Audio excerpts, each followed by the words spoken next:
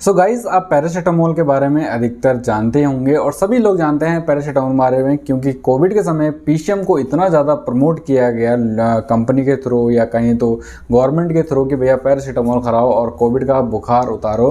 तो आज की इस वीडियो में हम जानेंगे कि भैया अगर पैरासीटामोल खा रहे हैं तो क्या उसका कोई पॉइजनिंग हो सकता है, क्या उसके इतना साइड इफेक्ट्स हो सकता है कि किसी की डेथ हो सके। तो इस बात का आंसर है कि बिल्कुल हो सकता है।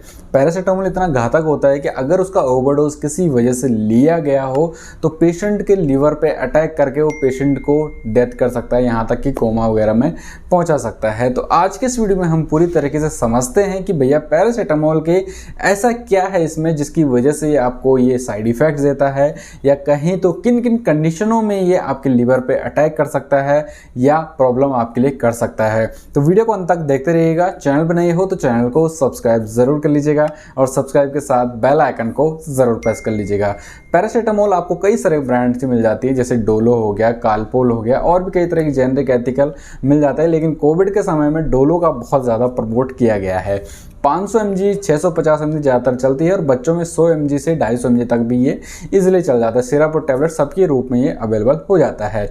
अब ये इफेक्ट किस तरीके से करता है, वैसे तो ये सभी में इफेक्ट कर सकता है। जनरली अगर कोई भी एडल्ट इसकी डोज जो होता है वो ओवर ले लेता है तो इसके नुकसान हो सकते हैं और बच्चों में बहुत ज़्यादा नुकसान हो सकता है, क्योंकि बच्चों का जो लीवर होता है वो कम होता है, उनकी इम्यूनिटी इतनी स्ट्रांग नहीं हो पाती कि वो दवाइयों को झेल सके। इसीलिए बच्चों की डोज होती है बिल्कुल उनके वेट के हिसाब से और सोच समझकर हमेशा दी जाती है, चाहे वो पैरासीटामोल ही हो। कई लोग क्या करते हैं, पैरासीटामोल खाते रहते हैं कि भाई इसका कोई नुकसान नहीं है, कोई नुकसान नहीं है, लेकिन जब वो नुकसान उनको झेलना पड़ता है तो उनको बहुत ज़्यादा पछतावा होता है। तो सबसे पहले हम जानते हैं कि भैया नॉर्मली डोज आप कितनी दे सकते हैं पैरासीटामोल की।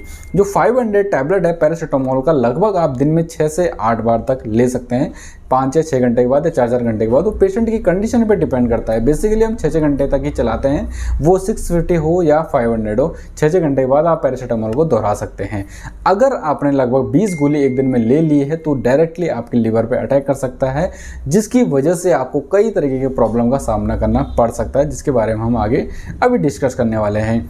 अब बेसिकली क्या होता है कि अगर किसी को लीवर का इफेक्ट पहले से ही है, यानी लीवर का इन्फेक्शन है जिसको हेपेटाइटिस वगैरह कहते हैं, अगर किसी हेपेटाइटिस पेशेंट को पीसीएम ओवरडोज मात्रा में दिया जाए तो वो टॉक्सिसिटी पैदा कर लेता है, यानी एक प्रकार का विषाक्त जो होता है, अंदर जहर जो होता है वो लीवर में शुरू कर देता है, जिसकी वजह से पेशेंट का लीवर सही से काम नहीं करता है, डाइजेशन की प्रॉब्लम हो जाती है, उल्टी, बेचैनी होना, चक्कर आना, पेट फूलना, कुछ भी हो सकता है। वो नॉर्मली एक स्टेज सी होती है। अब अगर किसी ने ये पीसीएम खा लिया है तो उसको जी घबराना, उल्टी आना, पानी की कमी होना, पसीना आना, क्योंकि पसीना इस कंडीशन में बहुत ज़्यादा आ जाता है। साथ ही साथ पेशेंट अगर बहुत ज़्यादा डिले हो गया तो पेशेंट कोमा में भी जा सकता है। ये इतना भयंकर होता है। अलग अलग स्टेज के साथ देखने को मिल जाता है। अब दूसरी स्टेज के साथ देखें तो आंखें वगैरह बिल्कुल पीली हो जाती है, क्योंकि अगर लीवर ख़राब हो रहा है तो उसमें जॉइंटिस के सिम्टम्स भी आपको मिलने शुरू हो जाएंगे। आपका हो गया स्टमक में पेन होना, यानी पेट में बहुत ज़्यादा दर्द हो जाता है, ब्लड प्रेशर डाउन हो जाता है, ब्लड के क्लॉटिंग भरने भी शुरू हो जाते हैं, यहाँ तक कि रिएक्शन होना, बॉडी में चकत्ते दिखना, इस प्रकार के आपको सिम्टम्स देख सकते हैं अगर किसी ने पीसीएम का ओवरडोज ले लिया हो तो। क्योंकि इसीलिए कहते हैं कि भैया बच्चों की पहुंच से दवाइयों को हमेशा दूर रखना चाहिए।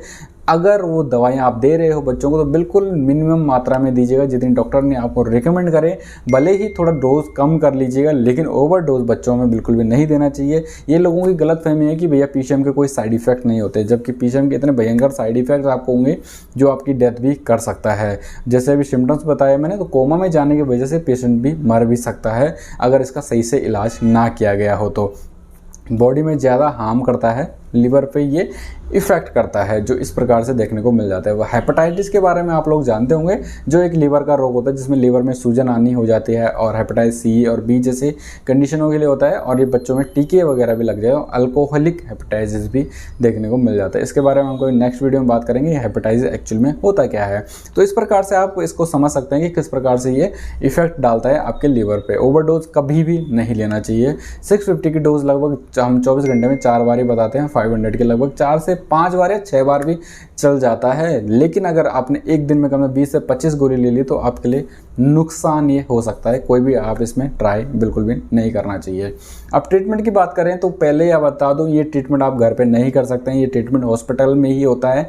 अगर आप कोई प्रैक्टिशनर है या कोई फार्मासिस्ट है जो हमारी आप जानकारी देख रहे हो, तो आपके लिए जानकारी काफ़ी ज़्यादा हेल्पफुल हो सकती है। थोड़ा नहीं तो कुछ ना कुछ आप उसके लिए हेल्प कर ही सकते हो। सबसे पहले बात आ जाती है कि आपको गैस्ट्रिक लैवेज करवाना है। अब गैस्ट्रिक लैवेज क्या होता है कि सामान्य भाषा में कहें कि भैया पेट को खाली करना है, पेट का प्रक्षालन करना है, वो ट्यूब की मदद से जाता है। मतलब ट्यूब उसके गले में भोजन नली से डालकर स्टमक में डाली जाती है।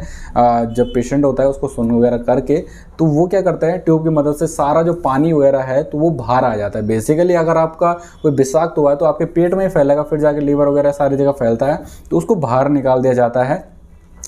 और या फिर उल्टी वगैरह करवाई जा सकती है, उसको नमक पानी का घोल भी आप पिला सकते हैं। अब उल्टी पिलाएंगे तो उसमें आंतों में दर्द होना शुरू हो जाता है, कितनी उल्टी कर सकता है, इसीलिए उसको ट्यूब की मदद से डालकर उसके पानी को पूरा के पूरा बाहर पिलाया जाता है।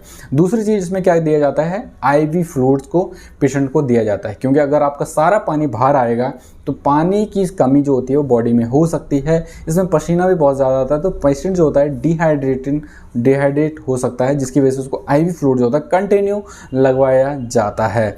तीसरी चीज़ इसमें क्या करवाई जाती है, एक्टिवेट चारकोल जो एक इंजेक्शन आती है वो ट्यूब की मदद से पेशेंट को दी जाती है। अब एक्टिवेट चारकोल क्या करता है, बेसिकली ये हर प्रकार के कंडीशन में यूज़ किया जा सकता है, जैसे कि डाइजेशन नहीं हो रहा है, ब्लोटिंग हो रहा है, गैस बन रहा है, तो इस कंडीशन में क्या करता है, जैसे कि आपके अंदर जाता है तो क्या करता है, पानी वगैरह को सोख लेता है या पानी को क्लीन कर देता है, गंदगी को बाहर निकालने में बेसिकली इसका यूज़ करवाया जाता है, तो काफ़ी बेहतरीन काम करता है। तीसरा ट्रीटमेंट आप इस प्रकार से कर सकते हैं। और चौथा इसमें क्या होता है कि इसमें इंजेक्शन दिया जाता है म्यूकोलाइट 140 mg पर kg बॉडी वेट के हिसाब से दिया जाता है।